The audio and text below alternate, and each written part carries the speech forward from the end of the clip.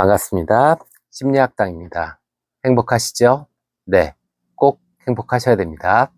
자, 오늘은요, 행복의 기본이 되는 자존감에 대해서 이야기를 해보려고 해요. 자존감. 이 자존감이 약한 분들이 거의 대부분 시간이 지나고 나면 마음의 병을 얻습니다. 마음의 병을 얻으면 어떻게 돼요? 그렇게 내가 갖고 싶었던 사랑, 돈, 지위, 명예, 권력, 이런 것들이 흔들리게 됩니다. 그러면 그것이 또 흔들리고 없어지게 되면 또 상황은 나빠지게 되고 다시 또 그것을 얻기 위해서 내 마음을 못 돌보고 또 그것에만 집착하게 되죠. 이런 악순환에 빠지게 됩니다. 그래서 진정한 성공, 진정한 사랑, 진정한 행복의 가장 기본은 자존감이 되는 겁니다. 그런데 많은 분들이요, 이 자존감을 어떤 감정 상태로 알아요. 아, 나 기분이 좋아. 난 항상 기분이 좋으니까 난 자존감이 되게 건강한 사람이야. 라고 오해합니다. 근데 이 자존감은요, 감정의 문제가 아니라 아는 것의 문제입니다. 그러니까 이 지성의 문제예요. 나를 아는 겁니다. 나를 자기 객관화를 통해서 내가 무엇을 좋아하고 무엇을 싫어하고 무엇을 잘하고 무엇을 못하고 이런 것들을 자기가 알고 있어야 돼요. 이것을 모르고 있는 상태로 어떤 감정만 나를 막 붐업시킨다. 이렇게 되면 이거는 가장 나쁜 자기 과잉이 됩니다. 그러니까 이기적이고 자기한테만 매몰되고 그 다음에 말도 안 되는 어떤 부풀려진 어떤 자기상을 만들게 됩니다. 이러면은 이거는 사실은 멘탈이 금방이라도 깨져버리게 됩니다. 작은 풍선이 뻥 하고 터지듯이 멘탈이 그런 상태로 갑니다. 그것은 옳지 않습니다. 맞죠? 그래서 이 자존감은 결국 일정한 자아상을 말합니다. 그 일정한 자아상을 만들어 놔야 내가 외부의 자극, 또 타인과의 어떤 교류에서의 정서적 회복도 가능하고 또 어떤 나의 어떤 목표, 어떤 삶의 가치를 위해서 인내할 수 있는 힘도 생기게 됩니다.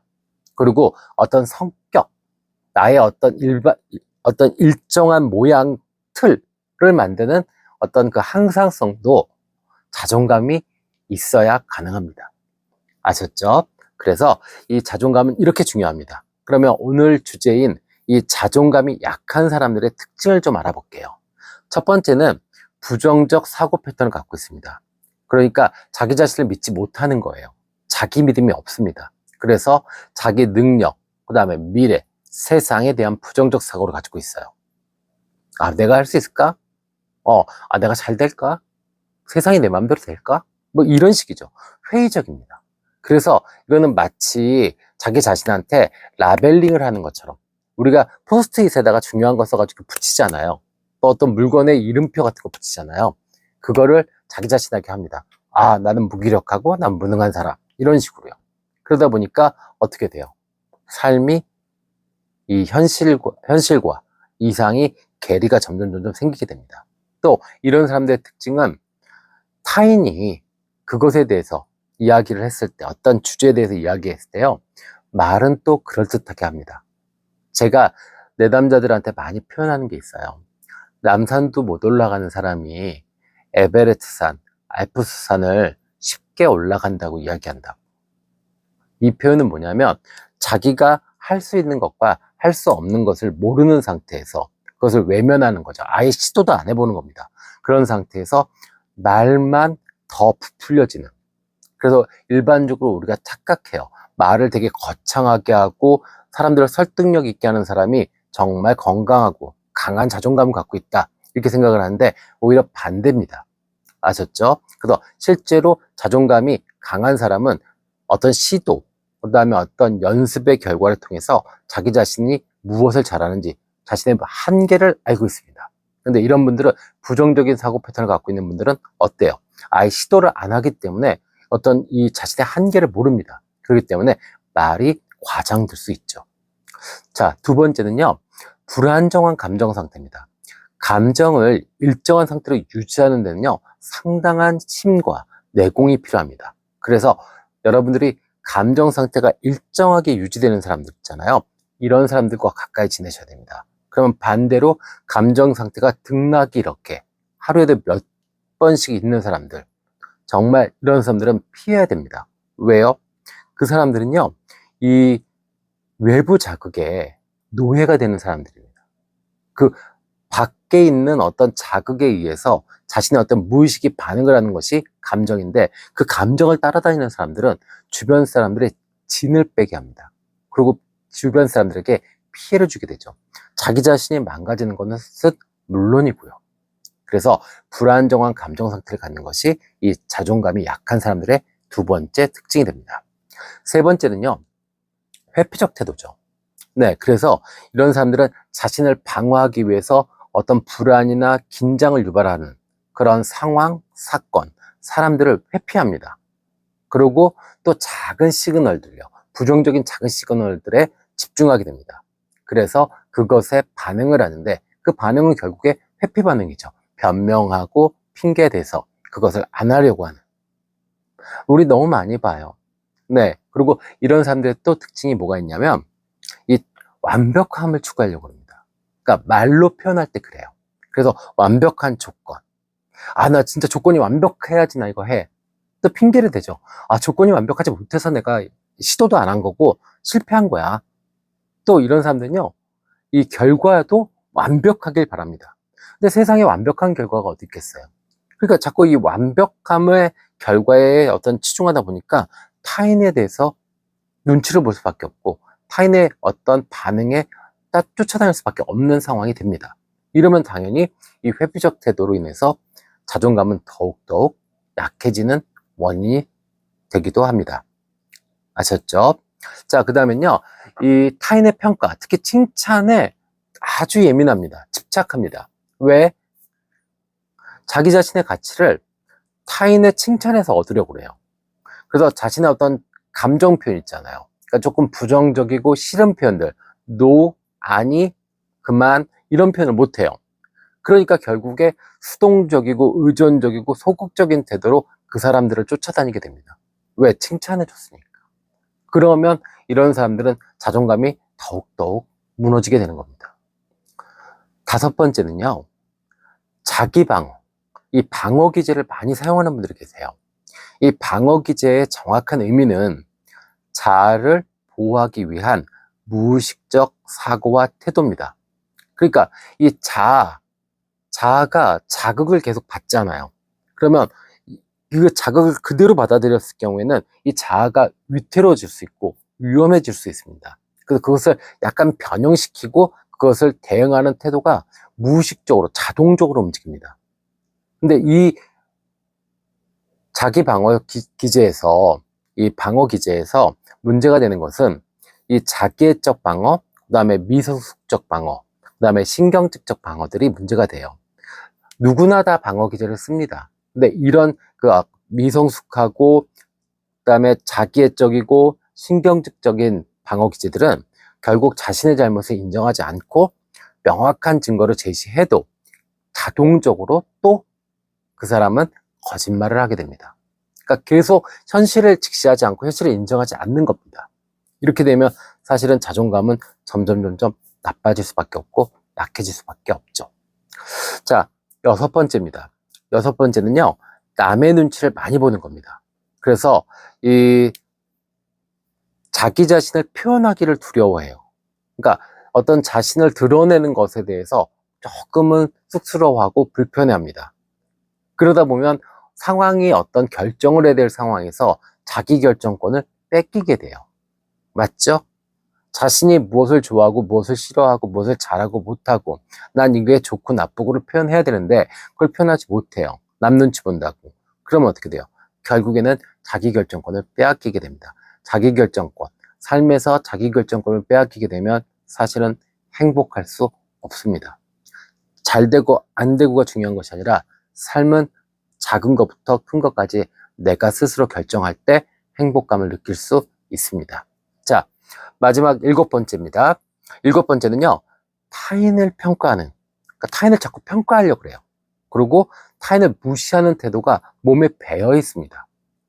이런 사람들은요, 방어적 태도로 인해서 타인을 일단은 견적을 뽑습니다.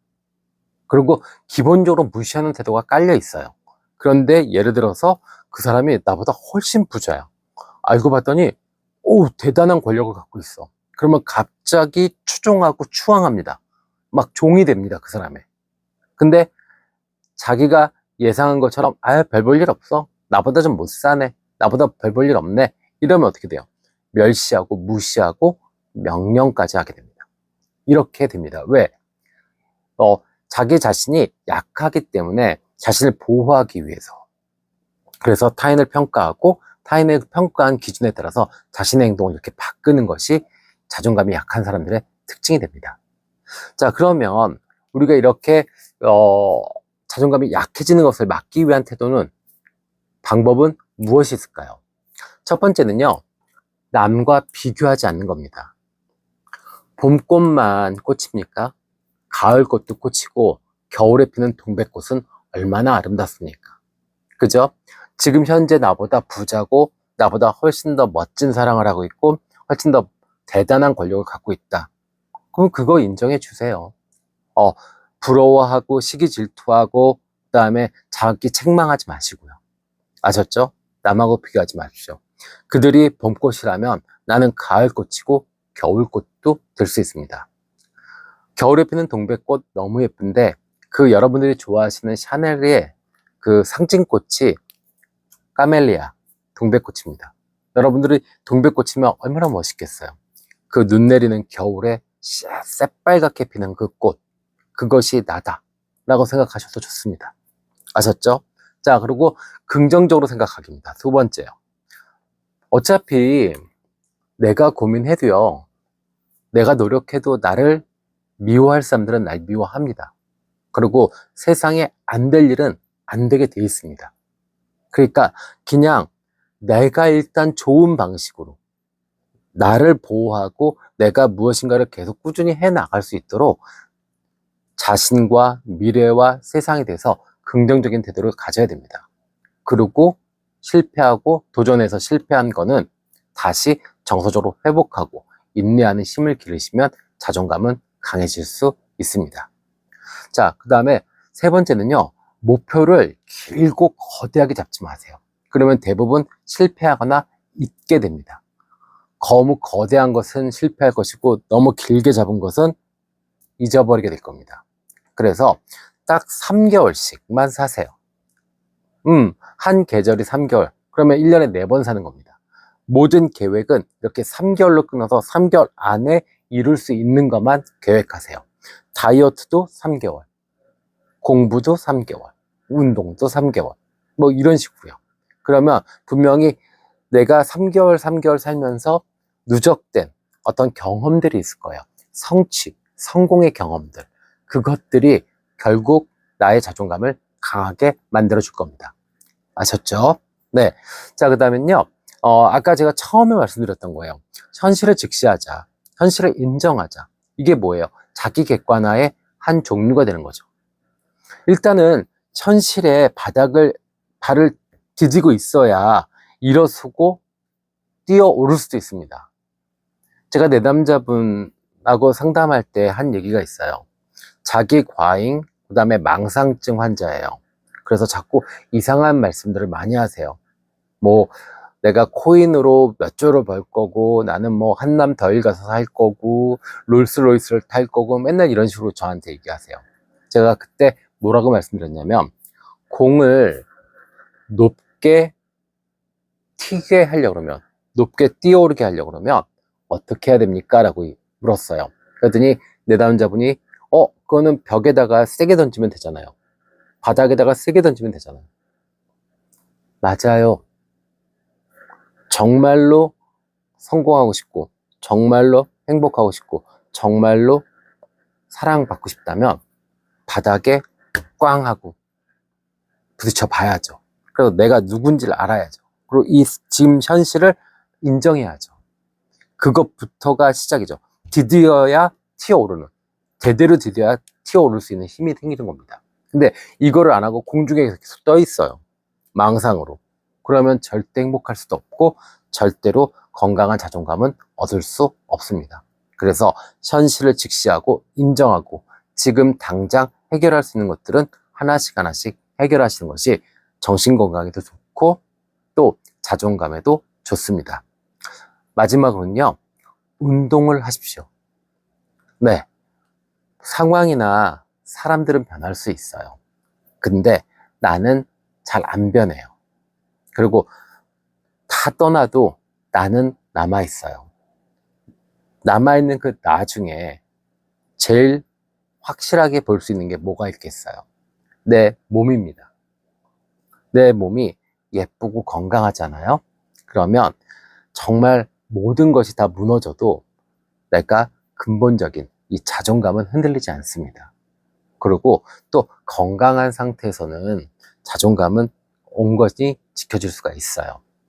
그런데 반대로 사람도 떠나고 돈도 없어지고 근데 내 몸도 약하고 또 내 몸도 볼품이 없어. 그러면 정말로 지옥이 따로 없습니다.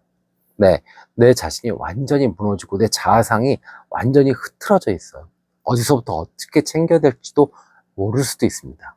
그렇기 때문에 정말로 건강한 자존감을 얻고 싶다 그러시면, 만들고 싶다 그러신다면 꼭 운동을 하십시오. 걷고 요가, 걷기, 요가, 웨이트, 러닝, 뭐든 좋습니다. 형편에 맞게 운동을 하시면 분명히 훨씬 더 좋은 자존감을 얻을 수 있고 훨씬 더 안정적이고 멋진 자아상을 만들 수 있을 것 같습니다. 네, 자, 오늘은 이렇게 자존감에 대한 이야기를 했습니다. 행복의 기본이 되는 건강한 자존감을 만드셔서 더욱더 행복하시기를 기원합니다. 지금까지 심리학당이었습니다. 감사합니다.